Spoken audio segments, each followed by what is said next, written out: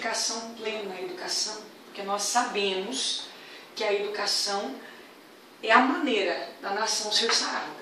Nós sabemos que não adianta falar de alguém se ele não tem consciência e pensamento. Mas o que eu estou dizendo é que eu sou absurdamente contra essa manipulação petista de tentar influenciar as nossas crianças ainda na primeira idade. Infelizmente, nós temos aí uma manipulação partidária colocada no Plano Nacional de Educação que nós não podemos aceitar. Seus projetos são em defesa da família. Como combater o envolvimento de uma criança, de um jovem que está entrando nas drogas? Como a gente consegue fazer isso? É interessante falar isso, e nós tivemos uma polêmica há muito pouco tempo aqui na casa com relação à política antidrogas.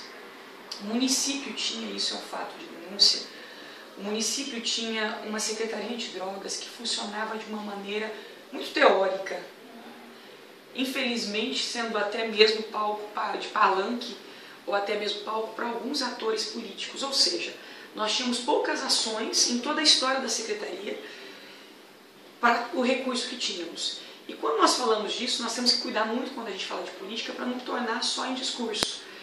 E, lamentavelmente, nós precisamos extinguir a Secretaria Antidrogas do município para criar uma política e um programa, então, para que seja efetivo. E quando a gente está falando em drogadição, em dependência, nós precisamos ser sinceros.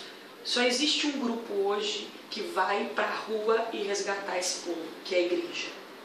Nós precisamos entender que não há nenhuma outra frente atuante que vá até o encontro dessa família, até o encontro desse drogadito para fazer diferença.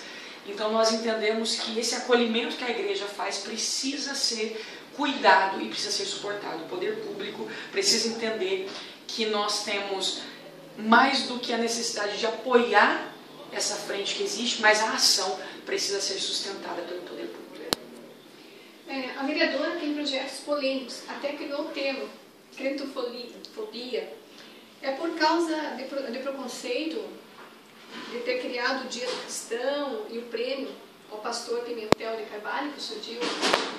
A polêmica da crentofobia já vem de muito tempo, desde que eu cheguei aqui, e lamentavelmente nós não temos que nos orgulhar do que vivemos enquanto preconceito, mas existe aqui dentro, e em várias esferas, a condição de um segundo julgamento se entende que as pessoas são crentes. É como se a pessoa pode ser um bom jornalista, mas se ele é crente, então ele tem uma segunda opinião, um segundo julgamento. Se é um professor, se é crente, ele é novamente questionado.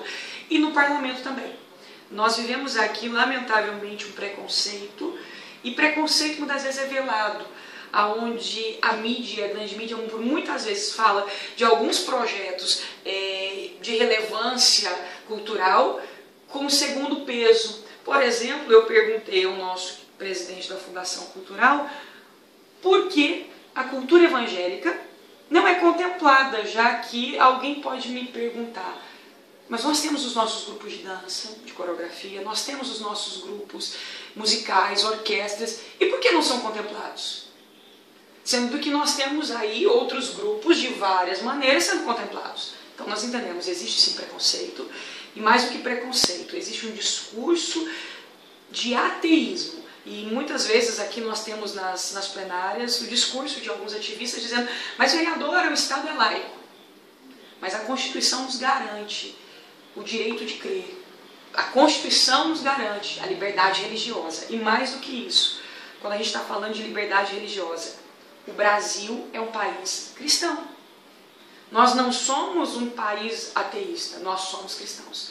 E nesse momento nós precisamos espelhar isso também no poder público. A representação também é cristã.